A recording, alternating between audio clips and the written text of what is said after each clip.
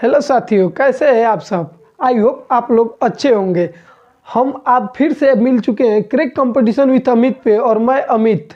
तो आज हम क्या करेंगे, मिसलेनियस क्वेश्चन करेंगे, यानी विविध प्रश्न जो एग्जाम में बार बार आए हैं। आप इनको बहुत बारीकी से सॉल्व करेंगे। तो आइए देखते हैं पहले टाइपिस्ट वाले क्वेश्चन कैसे एग्जाम में आते हैं। देखिए, अगर किसी टाइपिस्ट से 100 तक संख्या लिखने को कहा जाए तो वह कुल कितने अंकों को टाइप करेगा। बोल रहा है कितने अंकों को टाइप करेगा। तो ये बताइए, 1 से 9 तक लिखने के लिए हमेशा 1 को एक बार लिखेगा, 2 को एक बार लिखेगा, 3 को एक बार, मतलब उसको कितने एक संख्या को टिपने की जरूरत पड़ेगी। तो क्या होगा, 9।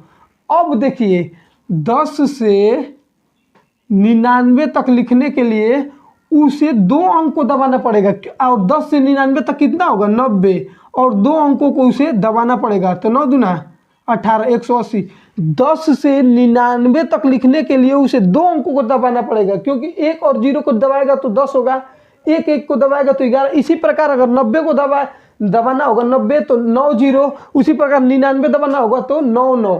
कहने का मतलब 10 से 99 तक अंक लिखने के लिए वो 2 अंकों को दबाएगा। तो क्या कितना हो जाएगा, 180 दबा दिया। अब आपको 100 लिखने के लिए उसे कितना, 3 अंक को दबाना पड़ेगा।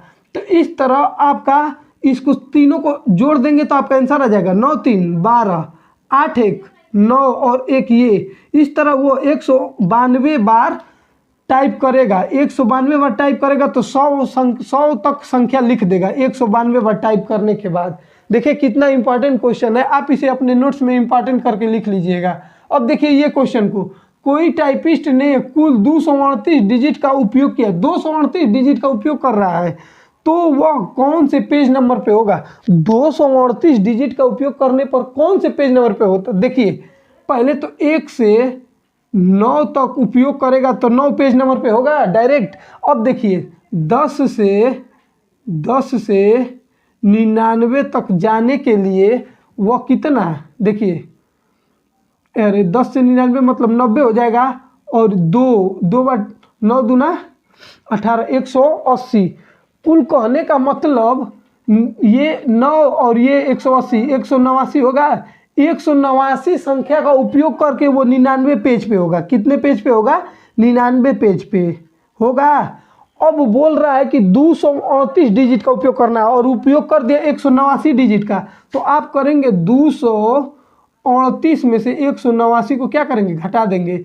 तो ये नहीं घटेगा तो 18 में से 9 जाएगा 9, फिर ये कितना हो गया 2, 12 में से 8 जाएगा 4, और 1 से 1 कट गया। अब आपके पास 49 डिजिट बचा। और ये बताइए 100 से आगे लिखने के लिए हमेशा 3 डिजिट का उपयोग करना होता है हमें। तो 100 से आगे लिखने के लिए 3 डिजिट का उपयोग करेगा, और इसके पास 49 डिजिट बचा है तो 49 डिजिट को 3 से भाग दे देगा। तो 3 से भाग देगा तो कितना, 3 कम 3, इसमें से इसमें हासिल जाएगा 3 छक 18, 16 पेज तक लिख देगा। क्या लिखेगा, 16, मतलब और पेज पे लिखेगा। और उसके बाद उसके पास 1 वर्ड बच जाएगा। क्या बचेगा, 1 वर्ड बचेगा। तो देखिए इतने में 49 डिजिट में 16 पेज तक लिख देगा, क्योंकि एक पेज पे लिखने के लिए 3 डिजिट का जरूरत होगा। तो 49 डिजिट लिखने के लिए उसे 16 पेज और 1 वर्ड और बच जाएगा। तो इस बचे वर्ड को अब क्या करेंगे आप, इस 99 पेज और ये 16 पेज को जोड़ देंगे कि आपके पास कितना पेज हो रहा है। तो ये 99 पेज ये है, अब प्लस 16 पेज और 1 वर्ड और बच रहा है। तो आप वर्ड को छोड़ देंगे, पहले पेज को जोड़िए। तो 9 6 15, 9 1 10 1 11, 115 पेज और 1 वर्ड होगा। तो कहने का मतलब है कि ये 116वें पेज पर 1 वर्ड टाइप करेगा। आपका यही आंसर आ जाएगा। बार बार समझिए इसको। बोल रहा है कि कोई टाइपिस्ट ने कुल 238 डिजिट का उपयोग किया, तो वह कौन से पेज नंबर पे स्थित है। तो वो क्या, कौन से पेज नंबर पे, 116वें पेज पर 1 वर्ड टाइप करेगा। 115 पेज तक पूरा लिख देगा और 116वें पेज पे 1 वर्ड टाइप करेगा। कैसे करेगा, 1 से 9 तक लिखने के लिए बस 9 बार डिजिट टाइप करेगा। फिर देखिए 10 से लेकर 99 तक लिखने के लिए 2 वर्डों को टाइप करेगा तो 90 तक, मतलब 90 होगा, 10 से 99 तक तो 2 वर्डों को टाइप करेगा तो 180 बार मतलब वो डिजिट टाइप करेगा तो वो 99 तक लिख देगा। तो 189 वर्डों को लिखने के लिए वह 99 पेज का उपयोग कर चुका होगा। उसके बाद आपके पास 238 डिजिट है तो उसमें से 189 घटा दिए तो 49 बचा, और 49 मतलब अब 99 तक खत्म हो गया तो 100वां पेज पे लिखने के लिए उसे 3 डिजिटों का उपयोग करना होगा, और 3 डिजिट का उपयोग करेगा तो 49 में भाग दे देंगे 3 से तो 16 पेज ये है, और एक वर्ड और बचा तो जो 99 पेज वो है और 16 पेज ये, इसको ऐड कर देंगे तो 115 पेज आया और एक वर्ड ये बचा तो 116वें पेज पे एक वर्ड टाइप करेगा। आप इसको बार बार 2-3 बार वीडियो को देख के इस कंसेप्ट को एकदम क्लियर कर लीजिएगा। ऐसे प्रश्न बार बार आते हैं। अब आइए मैं कुछ और प्रश्नों पे ले चलता हूँ। आइए अब इन प्रश्नों पे चलते हैं। देखिए ये कैसे सॉल्व होंगे। बोल रहा है 100 से 200 के बीच 9 अंक कितनी बार आया है। क्या बोल रहा है 100 से 200 बीच आप संख्या लिखेंगे तो 9 अंक कितनी बार आया है।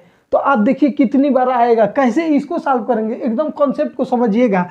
आप बताइए 101 लिखेंगे तो ये बताइए आप लिखते लिखते जब जाएंगे 109 पे तो 9 आएगा, उसके बाद 9 कहीं आएगा बीच में, नहीं आएगा।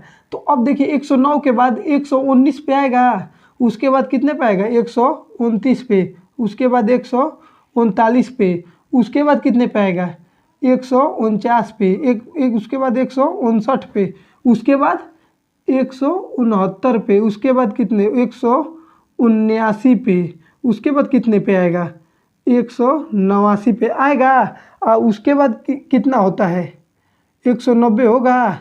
अब बताइए 89 में फिर 199 हो जाएगा यहाँ पे। अब 90 से डायरेक्ट शुरू करिए क्योंकि 190 पे 9 है ना, हमको 9 से मतलब है कि 9 पूछ रहा है कि 100 से 200 बीच कोई भी संख्या लिखेंगे तो 9 कितनी बार आएगा। लाइन से 100 से 200 तक लिखना है तो 9 अंक कितनी बार आएगा।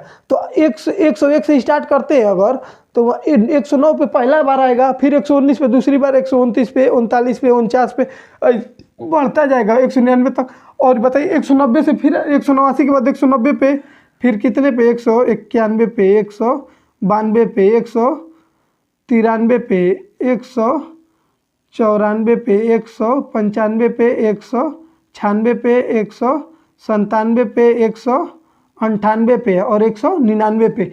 इतने बार 9 आएगा। 100 से 200 लिखने में इतने बार 9 आएगा। तो आप इसको काउंट कर लीजिए 1 2 3 4 5 7 8 9 10 11 12 13 14 15 16 17 18 19। आपका कितने बार आएगा 19 बार आएगा। 9 कितने बार आएगा 19 बार आएगा। इसको बहुत बारीकी से इस कंसेप्ट को समझिएगा। बोल रहा है 100 से 200 के बीच 9 अंक कितनी बार आएगा।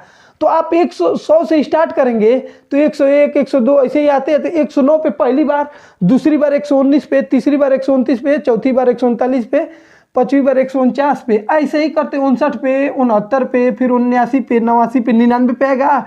और उसके बाद 99 पे तो आएगा ही और 90 से भी स्टार्ट हो जाएगा। तो 90 91 92 93 94 95 96 97 98, उसके बाद 99 तो लिख ही चुके हैं। तो अब इनको जोड़ देंगे तो 1 2 3 4 5 6 7 8 9 10 11 12 13 14 15 16 17 18 19 बार आपका 9 आएगा।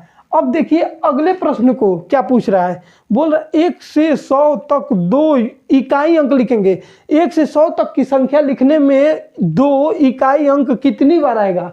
2 का इकाई अंक कितनी बार आएगा। इकाई अंक मतलब यूनिट डिजिट। तो आप देखिए 2 कितनी बार आएगा।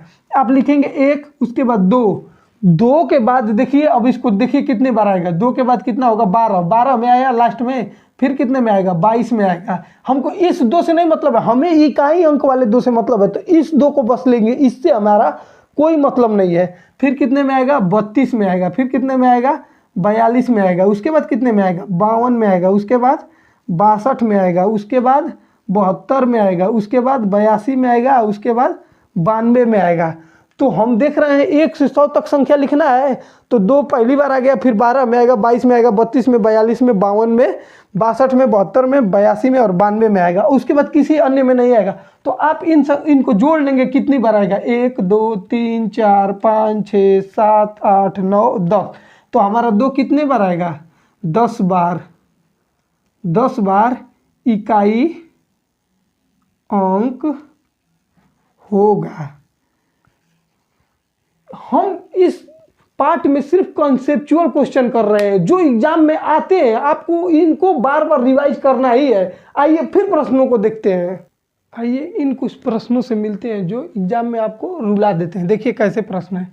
1 से 200 तक 5 से डिविजिबल कितने नंबर है?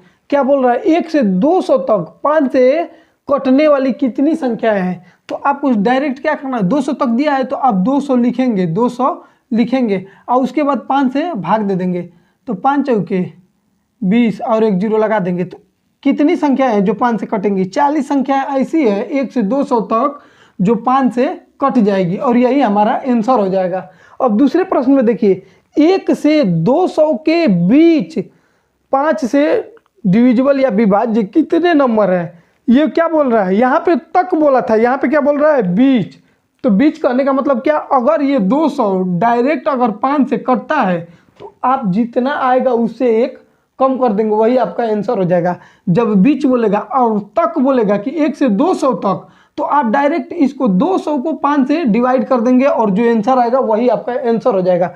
तो देखिए ऐसे प्रश्नों को कैसे करते हैं। 1 से 200 के बीच बोला है तो 200 लिखेंगे, 200 और फिर 5 से भाग देंगे, 5 चौका 20, 40 आया। और ये बीच बोलने का मतलब है कि 40 में से आप 1 घटा देंगे। अगर 205 से 200 कटेगा तो आप 40 में से 1 घटा देंगे। अगर क्वेश्चन में बीच बोला होगा तो 40 में से 1 घटाएंगे तो 39 आपका आंसर आ जाएगा। अगर ये नहीं कटता तो हम नहीं घटाते, वही हमारा आंसर हो जाता है। अब उसके बाद ये देखिए, 1 से 500 तक 7 से डिविजिबल नंबर तक बोला है तो आप डायरेक्ट 7 से 500 में भाग दे दीजिए। तो क्या करेंगे? 500 है और 7 से भाग देना है। तो देखिए 7 से कितना जब बार में जाएगा? 7 सते 49, ये कट जाएगा, 10 हो जाएगा, 10 में से 10, ये 7 से कम 7, ये कट गया, 3 शेष बचा। मतलब इससे अब 7 से कम हो गया, कोई मतलब नहीं, हमें इससे लेना देना है। तो कितना आपका आया? 71। 71 ऐसी संख्या है 1 से 500 के तक जो 7 से कटेंगी। 71 ऐसी संख्या है। तो इसमें सबसे ज़्यादा आप अंतर करके देख लीजिएगा। यहाँ पे बोला है कि 1 से 200 तक 5 से डिविजिबल कितने नंबर है। तो जब भी तक बोलेगा अगर वो संख्या कटती है तो हम बस वही हमारा आंसर हो जाता है। लेकिन वहीं पे 1 से 200 के बीच 5 से डिविजिबल कितने नंबर है बोला है। अगर बीच बोल दिया तो आप 200 को तो डिवाइड करेंगे, लेकिन अगर वो कट जा रहा है इसे तो उसमें से 1 घटा देंगे। ये दोनों बहुत ही इंपॉर्टेंट क्वेश्चन है। ये आपको कंसेप्ट बस समझने के बीच है। अगर तक बोल दिया तो आप बस जो भाग देंगे वही आंसर। आप बीच बोल दिया तो आप अगर लास्ट वाली संख्या कट रही है तो उसमें से 1 घटा देंगे। इस बात को बहुत बारीकी से समझिएगा। आइए मैं कुछ और नए प्रश्नों पर आपके लेकर चलता हूँ। चलिए आइए अब इन महत्वपूर्ण प्रश्नों पे चलते हैं। बोल रहा है वह बृहत्तम, मतलब बृहत्तम मतलब क्या होता है? अधिकतम। इसको ध्यान दे लीजिए, अधिकतम।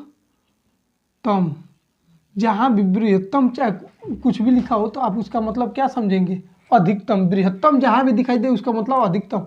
अंक यक्स, यक्स का मान आपको अधिकतम लेना है। जिसके लिए संख्या दी हुई है, क्या दी हुई है?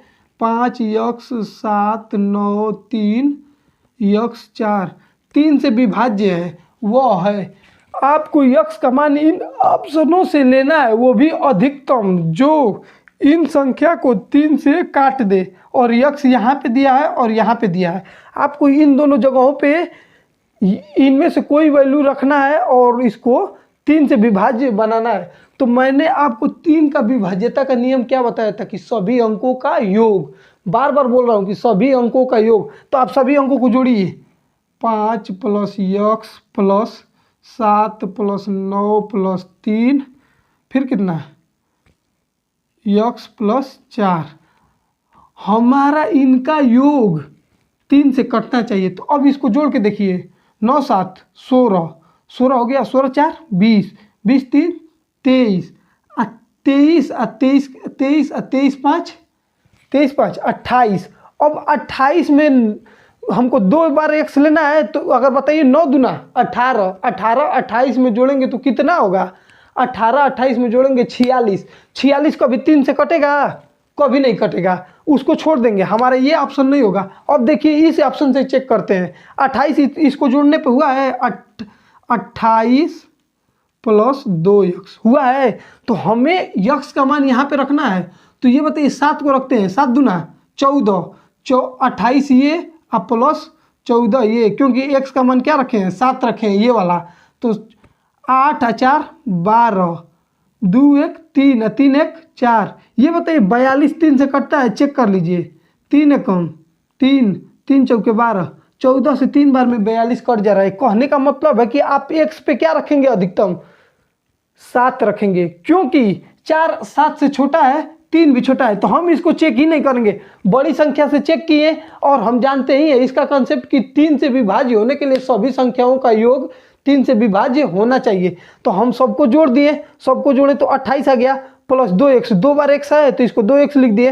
अगर हम कोई भी संख्या लेंगे तो उसका 2 बार मतलब ऐड करेंगे, तो इसको 2 बार ऐड करेंगे। 9 दूना 18, 28 में 18 जोड़ने पे 46 आ रहा है, जो कि 3 से कभी नहीं कटेगा। उसके बाद उससे छोटा 7 है, तो हम 7 से चेक कर रहे हैं, तो 7 से चेक करने पे 14, 28 में 14 जोड़ने पे 42, और 42 3 से कटता है, तो हमारा आंसर क्या हो जाएगा? 7। इस तरह हमारा आंसर आ गया। अब अगले प्रश्न को देखिए कितना इंपॉर्टेंट है। बोल रहा है 7 पे 19 से एक कम संख्या किससे विभाज्य है? इन ऑप्शनों में से 7 पे पावर 19 से एक कम संख्या किससे विभाज्य है? अच्छा ये देखिए 7 पे पावर 19 है, इसमें से एक आप घटाएंगे, एक घटाएंगे तो आप इस पे 19 पावर भी रख देंगे, कोई अंतर आएगा? नहीं आएगा। तो आप 7 से 19 घटा देंगे तो आपके पास 6 बचेगा, 6। अब बताइए 6 पे पावर 19 हो जाएगा, हो गया। अब बताइए क्या 7 से कटेगा? क्या 21 से कटेगा? क्या इससे 7 से कटेगा? क्या 49 से कटेगा? नहीं कटेगा। किससे कटेगा? 6 से कटेगा। तो इस तरह हमारा आंसर 6 आ गया। अब आपसे डायरेक्ट वो फार्मूला वाला क्वेश्चन पूछ रहा है कि 1 2 3 4 5 6 7 डायरेक्ट 100 तक जोड़ने के लिए मतलब जोड़ेंगे तो कितना आएगा? तो आपको मैं फार्मूला बताया था, n + 1 अब बटा में 2, तो 100, और फिर इसमें 100 में 1 जोड़ेंगे तो 101 और बटा में 2, तो इसको भाग दे देंगे तो कितना हो जाएगा? 50। तो 1 0 पहले लिख देंगे, 5 एकम 5, 5 0 0, 5 एकम 5। हमारा आंसर कितना आ गया? 50 50। तो पहले का आंसर कितना आया? 7, दूसरे का आंसर कितना आया? 6, और तीसरे का आंसर कितना आ गया? 50 50। अब आइए फिर किसी और नए नए क्वेश्चनों पे चलते हैं। देखिए आइए श्रेणी के इन इम्पॉर्टेंट क्वेश्चनों को देखिए कैसे ये सॉल्व होते हैं। बोल रहा है श्रेणी में 3 + 2 - 5 प्लस 3 + 2 - 5, मतलब 3 + 2 - 5 यही रिपीट कर रहा है, बार बार रिपीट कर रहा है, और बोला है कि 50 पदों तक का योग ज्ञात करना है। ये संख्या आपका रिपीट कर रहा है, बार बार रिपीट कर रहा है, और 50 पदों का योग बोला है। तो आप इसको कैसे सॉल्व करेंगे? देखिए 3, ये भी 3, ये भी 3, कहने का मतलब 3 संख्याएं बार बार रिपीट करते जा रही है। तो हम क्या करेंगे? 50 पदों में पहले 3 से भाग दे देंगे, 3 से भाग देंगे तो कितना? 3 कम 3 2 0 3, और वो देखिए 3 3 छक 18, 2 बचा, 2 तो हमारा बच गया। अब आइए इन 3 पदों का हम दिखाते हैं, क्या दिया है 3 पदों में? -5। ये बताइए 3 2 5 -5, 5 से 5 कैंसिल हो जाएगा। अगर आप इसको भी लेंगे तो देखिए 3 + 2 - 5, 3 2 5 -5, 5 5 कैंसिल हो जाए। हमारा कहने का तात्पर्य ये है कि 3 पदों का योग 0 हो रहा है, और यहाँ पे 3 से इसलिए भाग दिया कि हम चेक कर रहे हैं कि लास्ट में हमारा कितना पद बच जाएगा। 2 पद बच रहा है। कहने का ये मतलब है कि 48 पद का मान 0 हो जाएगा, क्योंकि 48 3 से कट जा रहा है, 16 या 48, मतलब 48 3 से पूरा कट जा रहा है। तो हमारा 3 पदों का योग क्या हो रहा है? 0। तो 48 पदों का योग क्या हो जाएगा? 0। अब आपके पास सिर्फ 2 पद बच गए, 2 पद बच गए।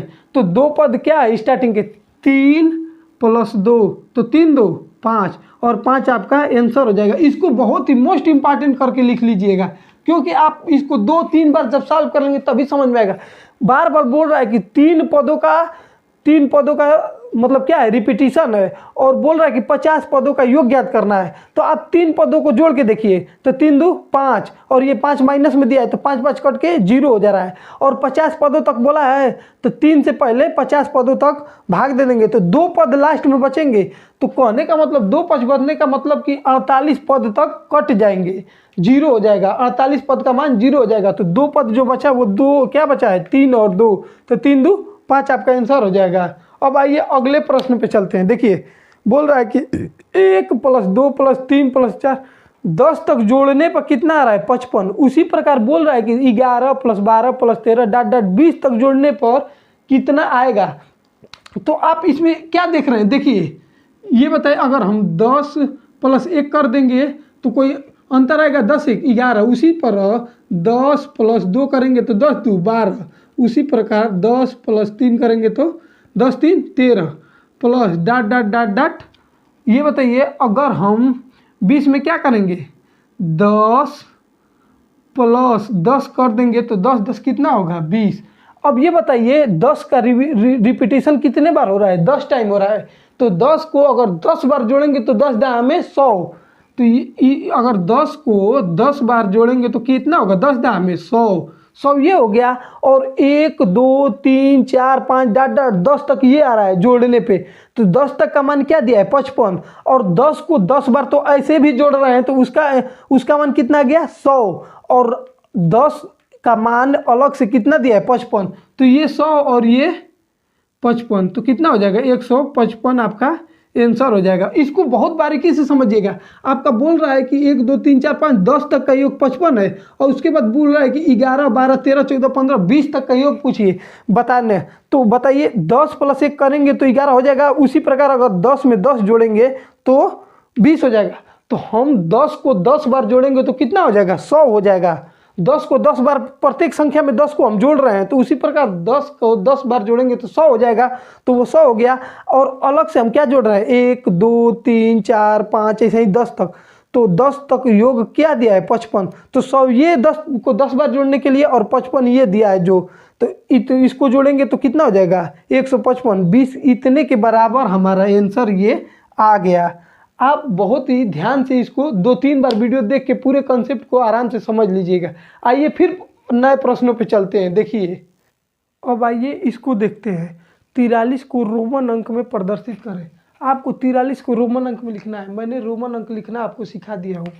देखिए 43 को लिखने के लिए क्या करेंगे, 40 + 3। और 3 को कैसे प्रदर्शित करते हैं, 3 डंडे से प्रदर्शित करते हैं। और 40 को कैसे प्रदर्शित करते हैं, यल मतलब क्या होता है, 50। मैं आपको बता चुका हूँ। रोमन अंक ध्यान से समझ लीजिएगा। यल को क्या लिखते हैं, 50, और यक्स को क्या लिखते हैं, 10। तो हमें 40 लिखने के लिए क्या है, यल लिखेंगे और उससे पहले यक्स लगा देंगे। अगर बाद में लगाएंगे तो 60 हो जाएगा, लेकिन अगर यल से पहले यक्स लगाते हैं तो वो 40 हो जाएगा। और 3 को लिखने के लिए किससे, 3 डंडे से प्रदर्शित कर देंगे। तो हमारा ये रोमन अंक में आ गया। बात को बार बार समझ लीजिएगा। 40 + 3 43 होता है, और यल मतलब 50 होता है, और यक्स मतलब 10 होता है। अगर आपको 40 लिखना होगा तो यल से पहले लगाएंगे, अगर 60 लिखना होगा तो यक्स को यल के बाद लगाएंगे, और उसके बाद 3 लिखना है तो 3 तो ऐसे ही लिख देंगे। तो इस तरह हम इस 43 को रोमन अंक में कितना लिखेंगे, XL3I। ठीक है। अब आइए इसको देखते हैं। बोल रहा है प्रथम 4 अभाज्य संख्याओं का योग ज्ञात कीजिए। आपसे पूछा है प्रथम 4 अभाज्य संख्याओं का योग। और अभाज्य संख्या पर पहली क्या होती है, 2, दूसरी क्या होती है, 3, तीसरी क्या होती है, 5, और चौथी क्या होती है, 7। इन्हीं का योग पूछा है। तो पहली अभाज्य संख्या 2, दूसरी अभाज्य संख्या 3, तीसरी अभाज्य संख्या क्या होती है, 5, चौथी अभाज्य संख्या 7। आप इनका योग कर दीजिए। 5 5 5 और 3 2 5, 5 5 10, 10 7 17 हमारा आंसर आ जाएगा। ये आपको क्वेश्चन देख रहे हैं आसान है, लेकिन ये अभाज्य संख्याओं का कॉन्सेप्ट है। अगर आप अभाज्य संख्या नहीं जानते होंगे तो ये कभी नहीं लगा पाएंगे आप। तो इससे आपको अभाज्य संख्या मालूम हो गया। और सबसे छोटी सम अभाज्य संख्या है, क्या है, सम अभाज्य संख्या है। सबसे छोटी विषम अभाज्य संख्या है।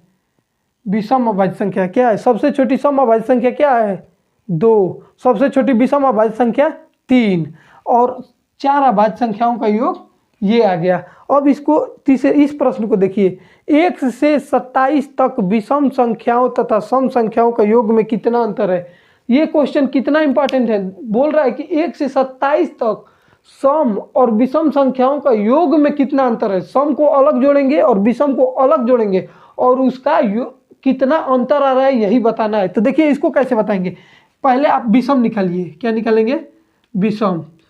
तो 27 भी विषम है और 1, तो आप क्या करेंगे? 27 और प्लस 1 और बटा में 2, तो 27 1 28 बटा में 2, तो कितना हो जाएगा? 14। हमें कितने 1 से 27 तक में कितनी विषम संख्या मिलेगी? 14। हमने विषम संख्याओं का योग बताया था। विषम संख्याओं का योग बराबर n स्क्वायर होता है। तो n हमारा कितना है? 14 और 14 का स्क्वायर कितना होता है? 196। 14 का स्क्वायर कितना होता है? 196। अब देखिए सम संख्याओं सम बराबर क्या करेंगे? 27 क्या है? विषम है, इसको -27 और -1 कर देंगे बटा में 2। 27 में से 1 जाएगा 26 बटा 2, तो हमें विषम संख्या सम संख्या कितनी मिल गई? 13। हमारे पास कितनी सम संख्या है? 13। और सम संख्याओं का योग क्या होता है? सम संख्याओं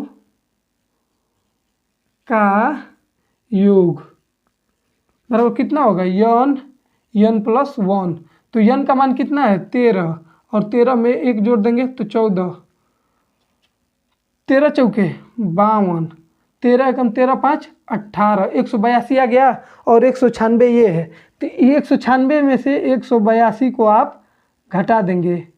6 में से 2 जाएगा 4, 9 में से 8 जाएगा 1, आपका कितना आंसर आ गया? 14। 1 से 27 तक की विषम संख्याओं का योग 196 और सम संख्याओं का योग 182, इन दोनों का अंतर आपका 14 आ गया और यही आपका आंसर हो गया। और आइए मैं आपको अच्छे अच्छे प्रश्नों को दिखाता हूँ कैसे सॉल्व करते हैं। देखिए उन प्रश्नों को। तो आइए इन प्रश्नों को देखते हैं। बोल रहा है 100 से -100 से 100 तक के बीच कितनी संख्याएं हैं। ज़्यादा लोग इस प्रश्न को नहीं कर पाएंगे। आप इन प्रश्नों को छोटे छोटे न देखिए, इनके कंसेप्ट को देखिए। जितने मैं प्रश्न बताए उसे बार बार रिवाइज कीजिए, उसको कंसेप्ट को समझिए। अगर वो दिमाग में होंगे तो आपके एग्जाम में कैसे भी प्रश्न आएंगे आप सॉल्व कर लेंगे। मैं और प्रश्नों को कल अच्छे अच्छे और लेवल बढ़ाते जाऊँगा। धीरे धीरे मैं आपको एकदम परिपक्व बनाऊँगा। 100 में 100 आपको मैं एकदम पूरा कर दूँगा। तो देखिए अगर -100 से 100 तक के बीच कितनी संख्या है पूछ रहा है। क्या बोला है? -100 से। तो ये बताइए -1 से -100 तक अगर आप जाएंगे तो बीच में कितनी संख्याएं होंगी? 100 तक के बीच बोला है तो आपको 100 को नहीं लेंगे तो -99 तक लेंगे। तो यहाँ से यहाँ तक कितनी संख्याएं होंगी? 99 संख्याएं होंगी। उसी प्रकार बोल रहा है कि 1 से 100 के बीच 100 तक लेंगे, 100 के बीच, तो यहाँ पे भी 99 संख्याएं होंगी। तो ये बस इतना ही आपको क्या करना है? ऐड कर देना है इन दोनों के बीच में। तो 199 और 199 कितना होगा? 198। कितनी संख्याएं आ जाएंगी? 198। तो -100 से 100 तक के बीच कितनी संख्याएं होंगी? 198 संख्याएं होंगी। अब इसको देखिए, बोल रहा है कि दो संख्याओं में 5 का अंतर है। क्या है? दो संख्याओं में 5 का अंतर है। तो हमारी संख्या है x - y बराबर 5। यदि उनका गुणनफल x और y बराबर 336 हो तो उन संख्याओं का योग बताइए। तो हमें एक फार्मूला जानते हैं, x + y का होल स्क्वायर बराबर x - y का होल स्क्वायर प्लस 4xy। एक ये फार्मूला होता है। आप इस पे बस क्वेश्चन को रख देंगे और आपका क्वेश्चन सॉल्व हो जाएगा। देखिए x - y का मान क्या दिया है? 5। तो आप यहाँ पे 5 का स्क्वायर कर देंगे प्लस 4। xy कितना है? 336। बस इसको सॉल्व करेंगे तो हमारा x + y जो संख्याओं का योग पूछा है वो आ जाएगा। तो देखिए x + y का होल स्क्वायर बराबर 5 का स्क्वायर कितना होगा? 25 प्लस इसका गुणा कीजिए 4 छक्के 24, 4 3 12 2 14, 4×3 = 12, 1 13, 13 से 44 आ गया। तो हम यहाँ पे लिखते हैं x + y का स्क्वायर बराबर 5 4 9, फिर 2 4 6 और 13 वैसे ही आ जाएगा। ये x + y का स्क्वायर बराबर 1369। तो आप जब x + y करेंगे तो इधर क्या होगा, √1369। और 1369 किसका वर्ग होता है, 37 का वर्ग होता है। तो x + y बराबर 37 × 37। अब कोई भी संख्या अगर रूट में 2 बार गुणे के रूप में होती है, जिसका 2 बार मल्टीप्लाई होता है, उससे एक बाहर निकल जाती है। तो आपका x + y का मान क्या आ गया, 37। इस तरह आपका आंसर आ गया। हमने आज बहुत ही अच्छे अच्छे कंसेप्चुअल क्वेश्चन देखे जो आपके एग्जाम में बार बार आते हैं। मैं बार बार बोल रहा हूं कि इन्हें नोट कर लीजिए अपने नोट में और बार बार रिवाइज कीजिए, जिससे पूरा कंसेप्ट क्लियर हो जाएगा और अपने एग्ज़ाम को फोड़िए। और मैं बार बार ये बताना चाहता हूँ कि ऐसे क्वेश्चनों को एकदम बार बार बारीकी से सॉल्व करके अपने कंसेप्ट को पूरा कीजिए। मैं यही कहना चाहता हूँ कि आप मेरे साथ बनिए, अपने एग्ज़ाम को क्रैक करिए। जो हमारी बेरोजगारी है, इस पे धब्बा जो लगा है उसको ख़त्म कीजिए। मैं आपको पूरा कॉन्सेप्ट एकदम छोटा से छोटा और बड़ा से बड़ा देने का प्रयास करूंगा। आप पढ़िए, बार बार बोल रहा हूं कि पढ़िए, पढ़ना ही हमारा सॉल्यूशन है। तो फिर मिलते हैं अगले वीडियो में।